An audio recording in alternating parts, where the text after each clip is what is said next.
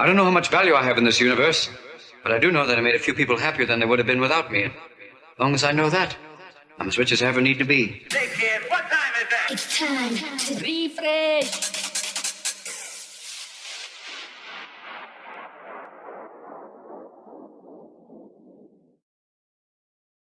Hello, just want to take a moment of your time to talk about Manic Music.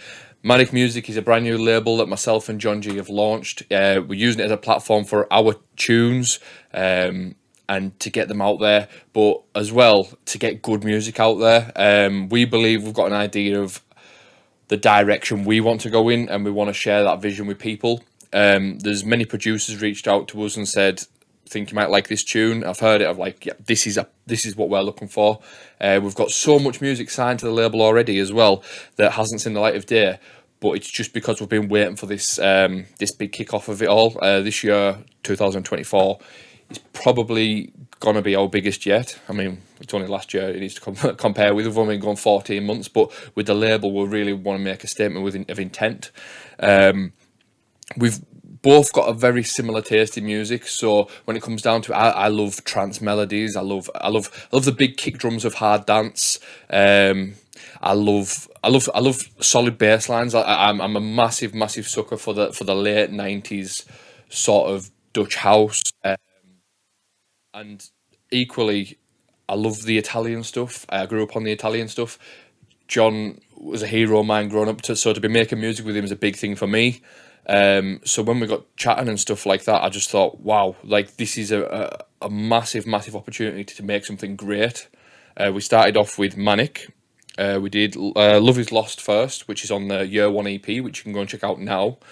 And basically what we done was we just put our ideas together of how we think the music should sound, and it's progressed, but we've progressed to a point in now in which we think we can help other people out, push good music, and by good music, we're talking big melodies, we're talking lovely catchy vocals, amazing piano chord progressions, and we want the music element back to the hard dance and bounce scene.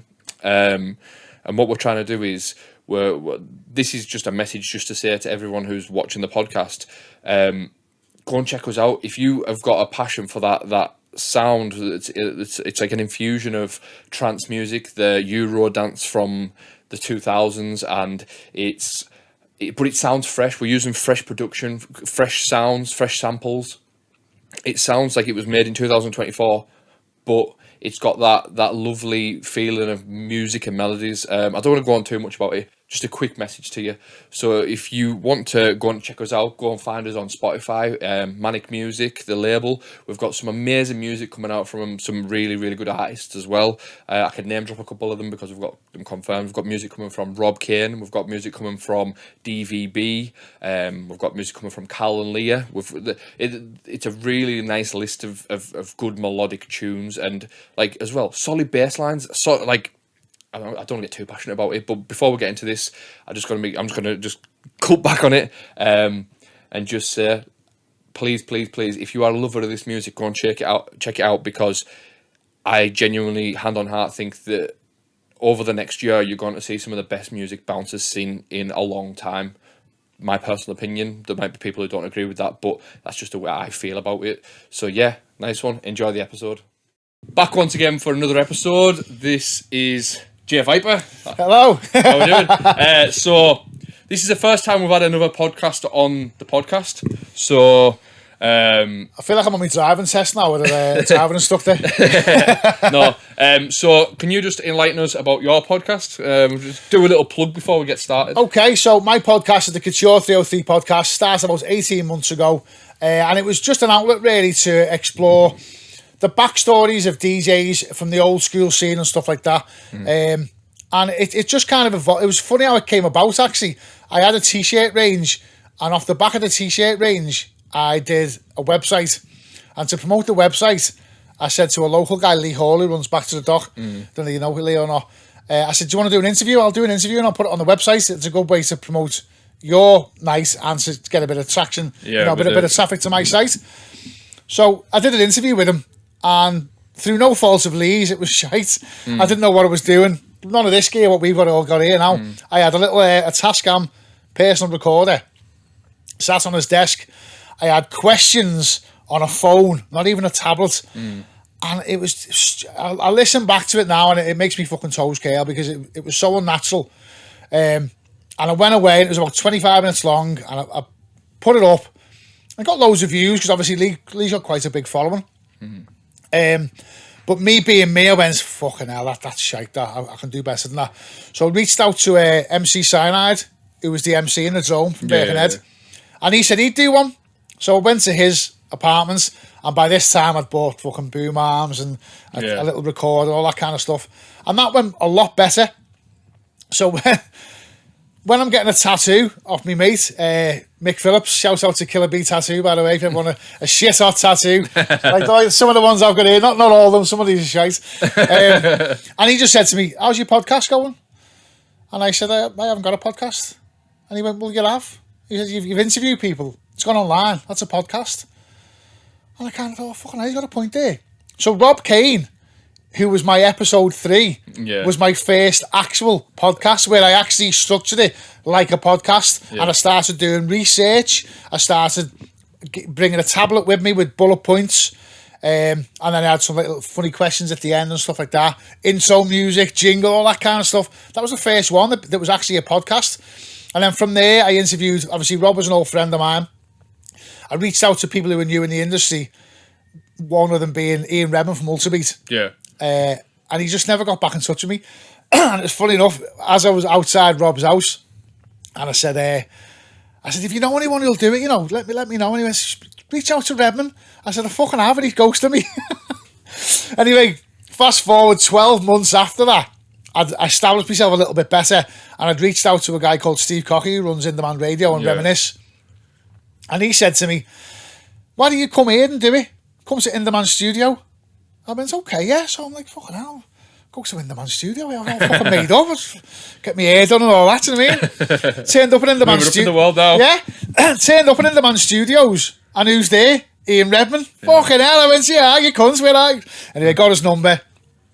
So off the back of speaking to Steve Cocky, I got Ian Redmond on board, then I did a podcast with him as well. But when I did the podcast with Steve Cocky, I think it was the Wednesday, the Saturday morning, he rang me and he said, I've got a proposition for you. And I said, okay. And I was expecting him to say, listen, if you want me to get like fucking Rosala or Ian Van Dahl or something like that, I can backdoor you type thing. And he said, have you ever considered doing a radio show? And I went, fucking hell. The honest answer is no, I haven't. Not something's ever crossed my mind. He said, I think you'd be good for the show. We've got an old school DJ now, but he doesn't sound local. He's a cracking lad. You sound local without sounding scally. You've got a knowledge of music. I think you'd be a good fit. Do a demo and we'll see how we get on. And yeah, so I did him a demo and I thought the demo was fucking... I was like, oh, fucking got this. So on the demo, were you like, as if you were hosting a show? Or was it just a mix? No, so the demo, he said to me, don't worry about how you structure the music. It's more about your presentation skills, presenting skills, presentation. So me, I'm 48. So for 48 years, DJs have already spoken a little bit like this, up and down. And obviously I didn't do it to that point. But when I did the demo, I sensed it and I thought, I've got this. Smash that. He's going to love that. And he rang me back and he went, listen back to your first link. He said, and imagine me and you were sat in a boozer or a cafe or anywhere and you spoke to me like that. What would my reaction be? I listened back to it and it was all like, it's coming up and all that, and I went, oh, he's got a point. And one of the lads in work said, you had a little bit up and down. And that was the hardest part of doing a radio show. In a cupboard, in my house, under the stairs, no fucking quarter the size of what we're in now. Tiny little cupboard, on my own, trying to speak like normal and not be a DJ. Yeah. Because it's in your blood, let's go and all that. And he's like, no. He went, forget you're talking to potentially hundreds or thousands of people. You're talking to Brad, who's walking his dog. You're talking to Jenny, who's doing the dishes. You're talking to fucking Mick, who's in the gym. You're talking to fucking Dave, who's on his way to work. Makes sense, yeah. And it was incredibly hard to get past that barrier of talking like a DJ. And I had what they call a snoop. So a snoop, for anyone who doesn't know, is like an appraisal. So I sat down with Rick Horton. Rick Horton's like a broadcasting fucking legend. And he said, I'm the worst for it.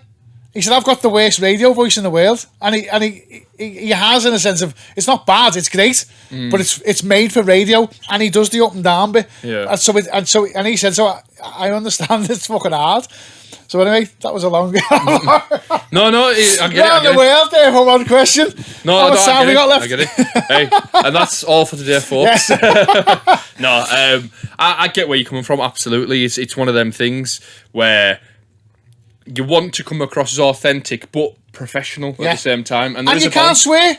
And as well, if you were to be a bit more casual, it might come across as fake, that you're too cool. Yeah, you've got to look like you're incest. That was getting that balance of trying to sound excited and interested and enthusiastic, but not going into radio mode and not dropping the F-bombs and all that. Obviously, on a podcast, you can say what the fuck you like. I know. I'd struggle if I was on radio. Like, I think if it's pre-recorded, I could cut. Like, I've said something, I'll just redo it. But if it's live, I'd slip. I'm the same. Even at work, when I'm at work, it's like I swear, and sometimes it's part of language. Yeah. Anyway, on the mention of the radio show, I've got me. She's on there. I've got a little present for you there, Brad. I know you weren't expecting. I know you haven't got me not in your side cunt, but there you go. What is it? I wasn't expecting it. What is this? Oh, nice one. I love that. Limited edition. As in, got myself a t-shirt. As in, there's only 2 in the world. I like it. What's this? And a little winter boblass as well. Not bob like that. So what's this? What is this then? Is this your clothing range? So this is the radio show. Nice. It's called Absolute Old School. And you're very welcome, mate. And the reason I called it, there's a little sneaky thing here. The reason I called it Absolute Old School is because on In Demand, the shows are listed in alphabetical order. Right. So I knew if I had something beginning with A, it's at the top of the list. I bet you won't be the only person who's thought of that, when you think like... I know it's local to here in that in-demand radio, but I listen to it on the app. Like when I'm at work and stuff like that. So I know what you mean when you scroll. You always see the same faces when you're looking for the show that you're looking for. If that makes sense. I've always think... We didn't just pause then. He went for a poo. In the corner. Bastard. I know. Still there. No, so I appreciate this massively. It's all right, mate. Nice. I was doing my own this morning, and I thought, you know what, I'll do Brad one as well. Yours hasn't got smart. I know it's smart though. It's smart that. So what we'll do with you is then we'll go right back to the beginning. Okay. Where does your journey start with music? Is it like a proper early start into music? I think musically, and I explore this on my podcast as well. One of the first questions I ask people is, what was your musical background? What were you subjected to as a kid and exposed to? And for a lot of people, it's either an older sibling or the parents. My dad listened. We always had the Beatles on. So for me, it was me mum. My mum's a massive music fan. She likes Elvis and she liked the glam rock stuff and that. And my granddad was banging into music as well. My granddad passed away when I was 13, but he was like my dad. So I've got his name. That's tattooed on my leg, actually. The only man I've ever loved until me lad becomes 18. So I've always been exposed to music. And then obviously for me, I got into rock and metal, as some of the tattoos might suggest.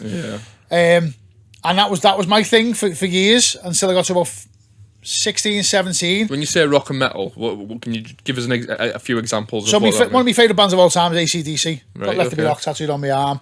I've got Bon Scott's name on the lightning bolt there. Massive AC/DC fan. Loved Guns N' Roses.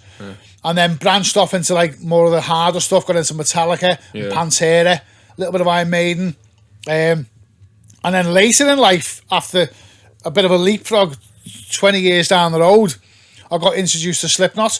and Slipknot became one of my favourite bands. I've got Joey Jordison's face tattooed on my hand there. He's passed away now, sadly. So yeah, I've always been. I think for me, it's got to be exciting music. Right, It's got to be energetic. On the flip side to that, I like some Elvis stuff. I like some Billy Joel stuff. I like a bit of George Michael. Don't I know? I'll listen to anything.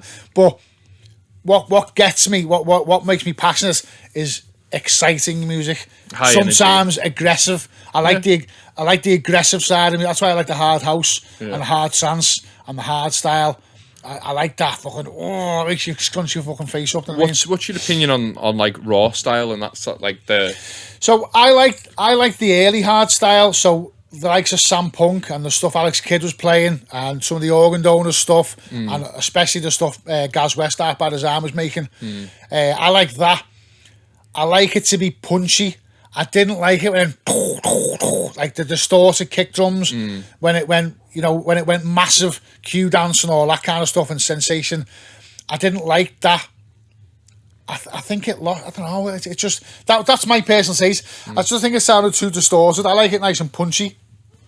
So what would have you? I know there's all different like variations of the styles of music there is now. But is it freestyle? Have you heard that? So it's like it's a really high end. Like it sounds like a high pitched kick drum, but it's really bassy. It's hard to explain, but it's and that's like really hard and aggressive music. Like the kind of stuff Sharky was playing a couple of years ago. Yeah, a bit like that. It's like the kick drums like yeah, I know what you mean. I don't mind it. Yeah, it's okay. Okay, but I prefer. I'm a bit of a traditionalist. I prefer like the kick to be the kick. Yeah, the kick, the proper kick drum. I get that. Yeah. But I mean, when it comes to musical taste, I went down the rabbit hole. I'm sure we'll explore it on the podcast now. Like, but I was DJing, then I went away, then I come back, then I went away, and I come back.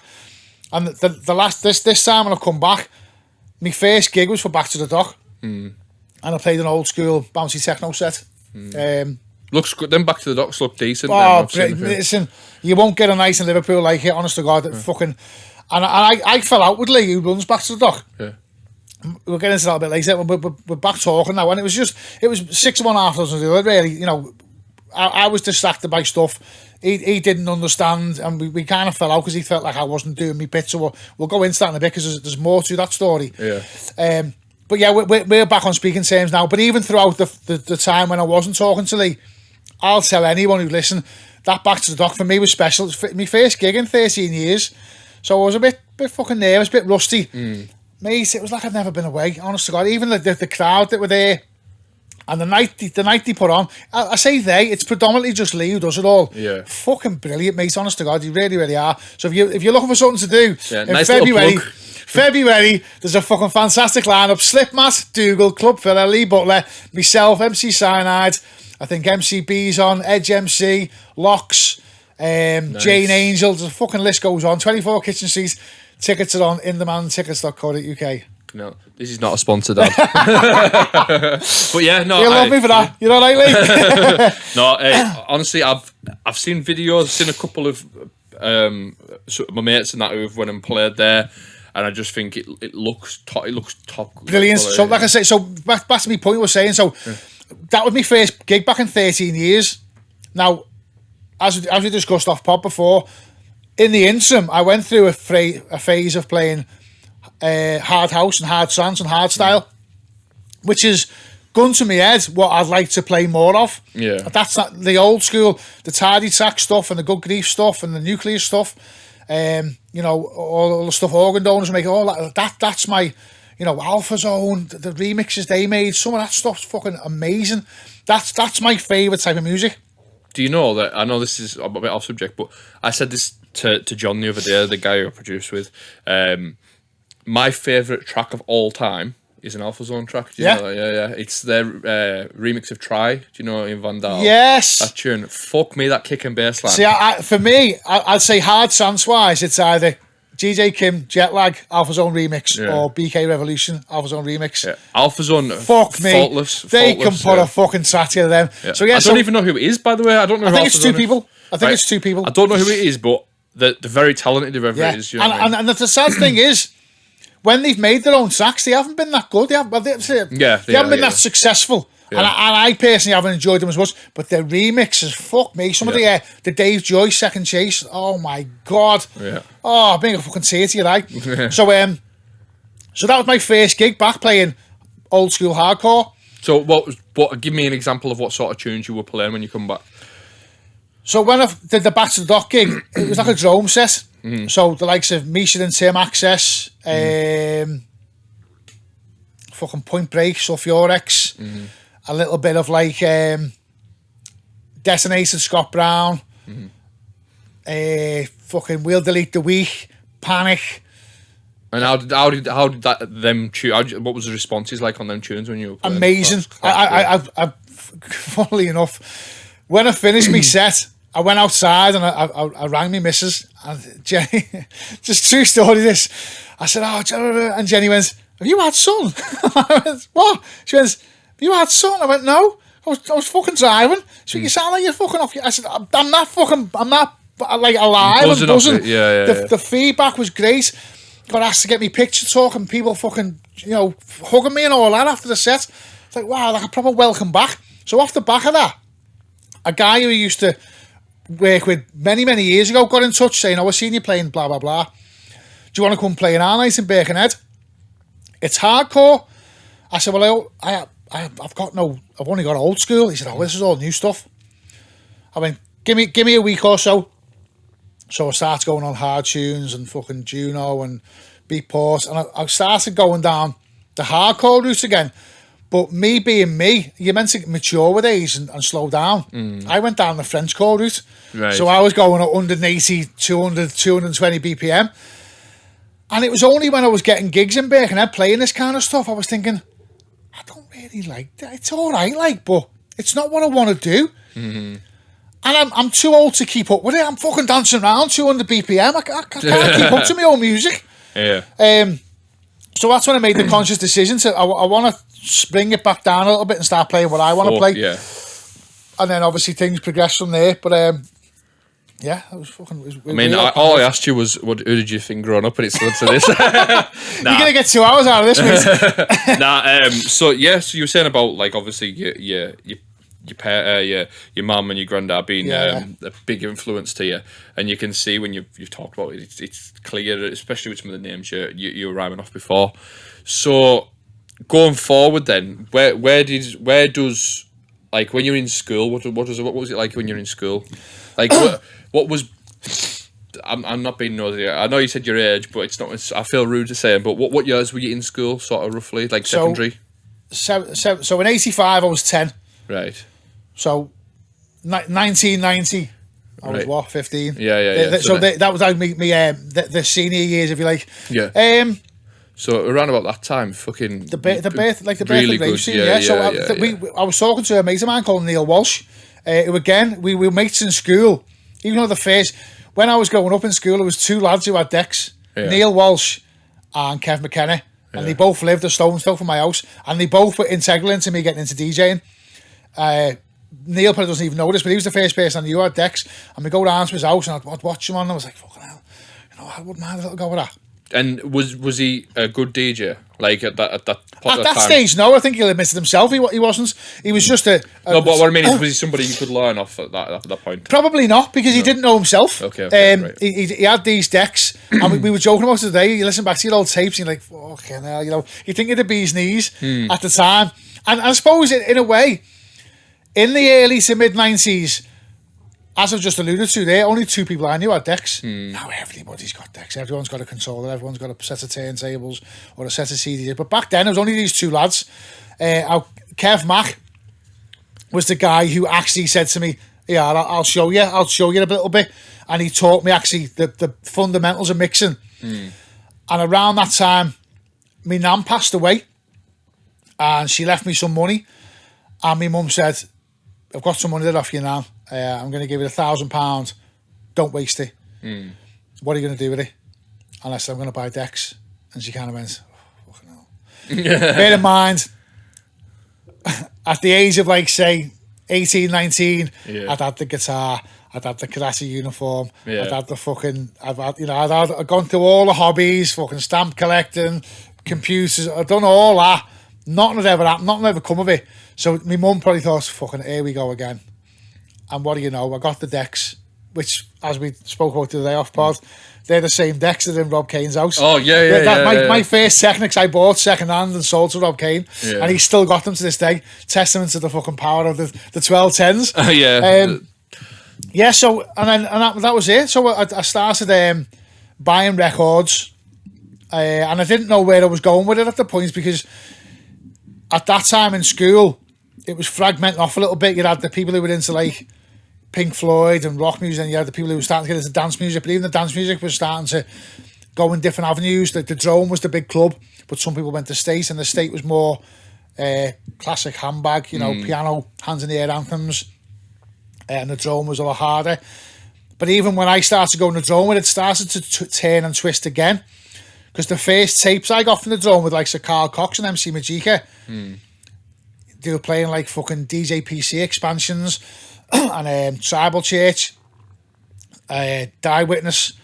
But when I started going to Drone, they'd started booking the likes of Lauren Garnier, Mario de Bellis, the JN, Westbam, Marussia, and it was going down more of a European techno route, which was where I got my first real passion for music. First time I ever went to Drone, Lauren Garnier was on, and it just blew my mind, because it was like techno, but it was trance. It was banging, it was emotional, it was melodic, it was everything. And obviously you had this great host, MC Cyanide, who was on the stage, who was like the classic old school MC. He'd elevate the night without just going, for fucking half an hour. So yeah, that's. Well, one thing I always think when obviously it is held in high regard with the Drone, right, is how influenced that place was by, like, as you say, European sort of hard dance as a whole, because there was different variations of it, but it was like the only club in the area that was that style. Do you think that's proper mind-blowing? Like, it's odd. It is, and it's sad, because, and I had this conversation with Glenn, MC Cyanide, so they wanted to go down that route and become that style of club all together. But Cream, the Super Club Cream, started getting hold of the likes of your Carl Cox, your Sven Vaith, these bigger DJs, and saying, if you want to play for us, you play exclusively for us. So the Drome had an option then of, well, we can either get B-rated DJs and be like a fucking feeder league for Cream, or we can go down another avenue. And he went down the hardcore avenue, and it was to its detriment. Kinetic got involved. Kinetic had had its heyday over in Stoke, and it changed its name to Reality. I got to play there when it was Reality, not when it was Kinetic. I'll still claim it was Kinetic. So the looks Drone, good on the CV. Yeah, exactly. Yes, not on the bedpost, innit? And the Drone went down the route of playing hardcore, then happy hardcore, and it didn't really work. It was good at the time, and they had a Pandemonium night on, which I always remember, 1996. Sticksman and Majika. Oh my god, it was amazing. But it didn't have the same edge, because at the time you also had Kinetic, which wasn't that far down the road. Yeah. And you had the Hard Dock, which obviously Back to the Dock is but Back to the Dock is a homage to the Hard Dock, which is round here where we are now. Aye. The Hard Dock was the hardcore venue in Liverpool, and the Drome had that different edge of being more European techno and getting more diverse artists on. But there was crossovers. Ultimate Buzz played at both.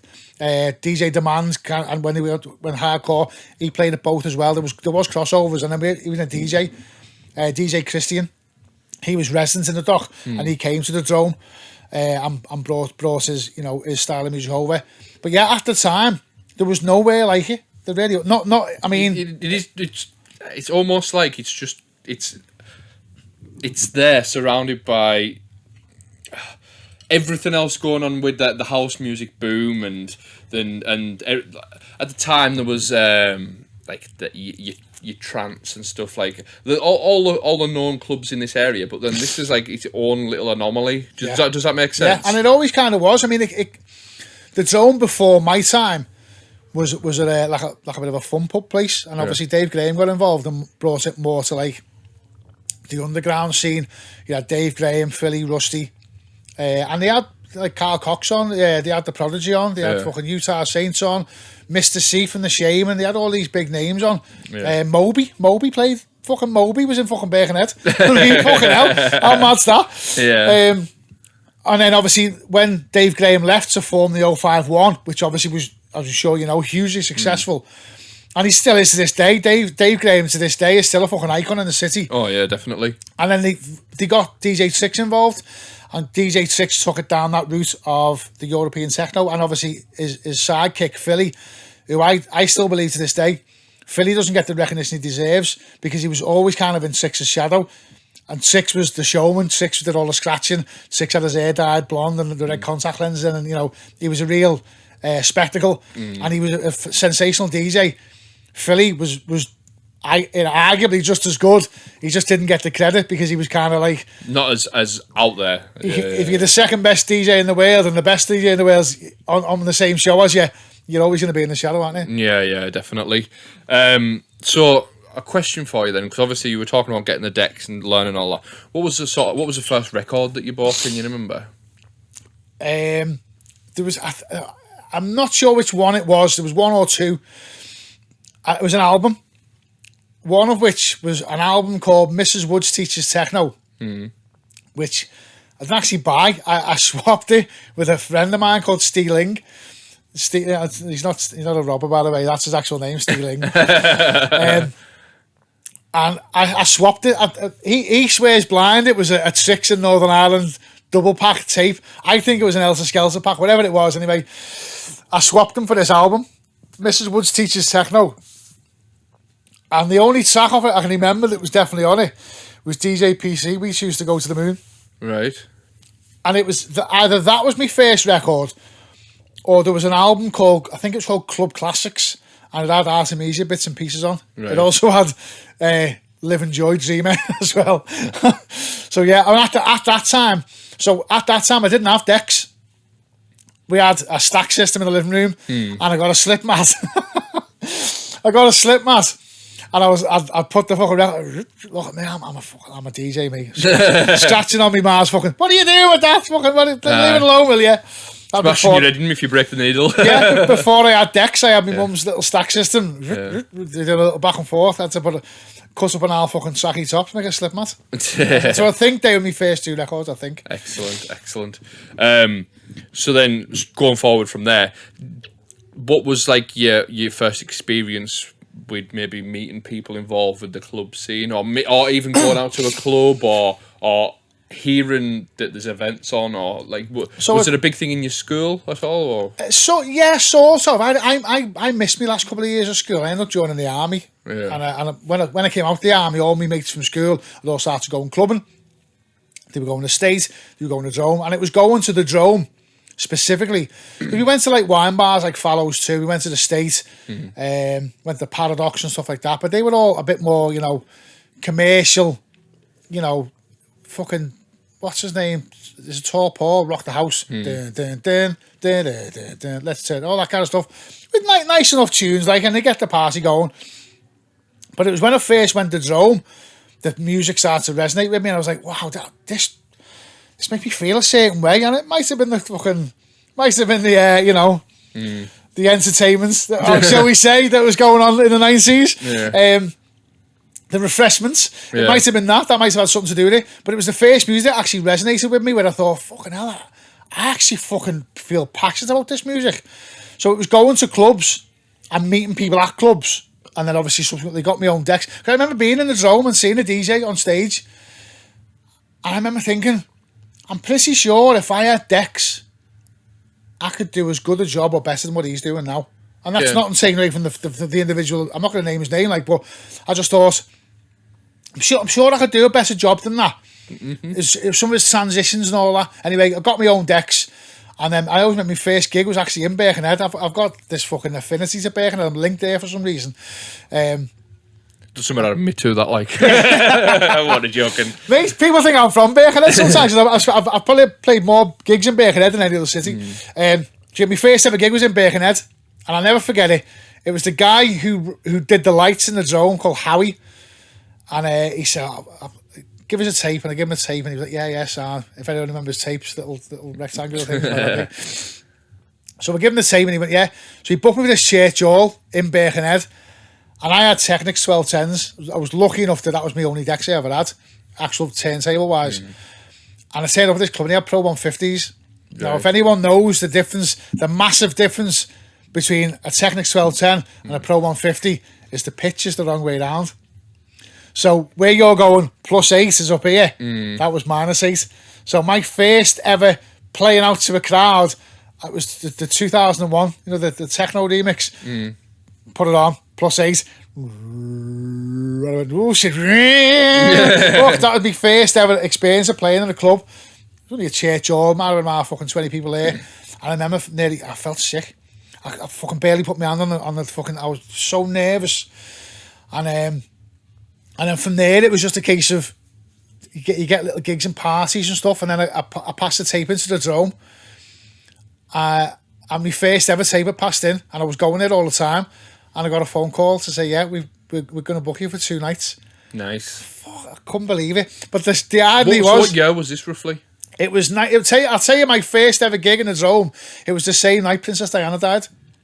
So I think it was 1990. 2 massively important things happened that day. Yeah. One's more significant to me than the other. Because I didn't know nothing about this before. I think it was 97 or 98, whatever the year it was. I'm sure people out there will know. You can Google it. I think it's 97. So it was, I think it makes sense. Yeah, 97. September 97. And I'd hooked up with this lad called Craig. So we're going down another avenue now. So there was an advert in the Liverpool Echo saying a DJ competition in a club called Jack's, which ended up being the Aquarium. The Aquarium was big in the bounce scene. Rob Kane and stuff, and Ian Reb and all them played there. So I turned up to this audition, if you like, and I played, and this other lad played, young lad, about my height, mixed race, a bit younger than me he was. And the lad who ran it went, listen, I can't decide between you two who to give it to. Just want to share it. So we just kind of went, go ahead, yeah, fucking sound. So I hooked up with this lad, his name was Vengeance. My name was Viper. So we did a tape, and we called it the Hardcore Hooligans. Ironically, this lad ended up in fucking prison. Did a tape called the Hardcore Hooligans. One side Vengeance, one side Viper. And that's what I handed in to the Drome. And that's what they booked us both, thinking we were like... a duo. We kind of weren't. We weren't. So we both got gigs out of it. But my first ever name in the Liverpool Echo, which was the big deal back in the day, when you opened up the club page on a Friday night, my first ever thing in the Echo was the Hardcore Hooligans. Excellent. I was like, bastard, hasn't even got my fucking name. And then obviously from there, just did different parties and stuff. So yeah, so the Drome was my first ever like breakthrough, if you like. And little claim to fame, I played the last ever set in the Drome for a close, yeah. Excellent. Quite sad. I have got a question that thing. You said that you had like an emotional moment where you were like, fucking hell, I really love this, whatnot. I just want to ask you, how did it feel when you walked into the Drome for the first time? What was that like? Quite overwhelming. If you ever went to Drome, it was in its heyday. I think it held about 1,500 people, and every Saturday night it was rams to the rafters. The atmosphere was incredible, and they had this massive green laser that created like a tunnel. And as you walked into the main room, you were walking into this, like, it was like something, like a fucking out-of-body experience, really. This green tunnel of laser, and you just see these hands popping up, and then these whistles, and everyone chanting and shouting, and the smoke and all that. And obviously you could smoke in the clubs back then, actual smoke. So there was smoke as well as the smoke, the nightclub smoke. And I just remember thinking, wow, it was like a fucking, in essence, it was a life-changing moment. I walked in and thought, fuck, this is... I like rock music, I like AC/DC, but nothing that ever touched me. Not in a Jimmy Savile way, by the way. Nothing that ever touched me like this. It fucking... it really got to me. And there's tunes to this day from the Drome era that still fucking make the hairs on my arms stand up and still make me feel all tingly inside. I love music. Love it. Yeah. So, I know it's a thing. Your memory might not serve you well, but can you remember who the DJ was the first time when you went on? Yeah. So I went. So at the time, I was a big fan of DJ Tricks, And obviously MC Cyanide. I was a big fan of Dave Graham, but he'd left at this point to go to the 051. Six had come on board, and Six was, as I don't know, you know, Six was the European mixing champion in 1987, 88, 89. Yeah, so he was a bit of a dab hand on the decks, like. So we had this reputation as being a bit of a wizard on the decks, 3-deck wizard and scratching and all that kind of stuff. And it was the excitement of, like AC/DC, if you know AC/DC, their frontman Angus Young, he fucking runs around the stage and he's fucking sweating and all that. Lee Evans, the comedian, runs around. I like that energy. High energy, yeah. And that's what got me attracted to Six, because he wasn't just standing there, you know, giving it all that. He was fucking bouncing his head round and jumping up and down and scratching all that. It's the extra element. Like the garnish. It's the performance, isn't it? Yeah, it's the salt and vinegar on the chips that makes it fucking taste nice. I mean, it makes a difference. So I was a big fan of DJ Six. So this night, I'd only ever been in the States and stuff, and this Saturday night, finished work, and I was on my fucking mountain bike, went to my mates, "Where's all off tonight? Going to home." I went, "Oh, come with us," and I'm going to go and see Six. Couldn't believe it. Walks in, and Six weren't on. Oh, I was fucking gutted, but who was on? Lauren Garnier. No, and he fucking blew my mind. I can't remember who finished. I can't remember who finished, because he didn't finish the night. It might have been DJ Confusion, or it might have been Philly. But yeah, so DJ Six was the first DJ that really caught my attention. And obviously after that, you discover people like Kutsky and Alex Kidd and, you know, Yoji Bar Mechanic and stuff like that. Real elaborate DJs who grab your attention. And Eddie Halliwell, of course. I remember playing in the Magnus. And at the time, I didn't know who Eddie Halliwell was. Quite a fucking funny thing to admit, like, but... And I can't remember the fucking guy's name. Mike Lacey, I think it was. And he knew me from old, and he'd come to see me play. And he went, "Oh, you remind me of Eddie Halliwell." I went, "Oh, right." It was only when I seen Eddie Halliwell I realised how much of a compliment that was. Because Eddie Halliwell at the time, you know, mid-2000s, was absolutely untouchable. You know, he was the be all and end all. So yeah, I've always been attracted to someone who goes the extra mile, and that's why. When I walked away from DJing for a little bit, it was because I had the choice of either playing stuff that I wasn't passionate about, or you know, it just felt disingenuous. When I'm up there, and I've said this time and time again, when I'm playing, and people look at me when I'm DJing and think, "Oh, the performance," you know, that's what I'm like when I'm on my decks at home. It's not a performance. Exactly. I forget where I am. I'm not performing to you. I'm just enjoying. When I'm DJing, I've picked all this music. So, you know, you got to understand, this is all the music I love. No one loves this music better than me. I love every track I play. I wouldn't play something I don't like. I'm in the reverse too, you see. So I noticed this in the last, I don't know, maybe 18 months or so.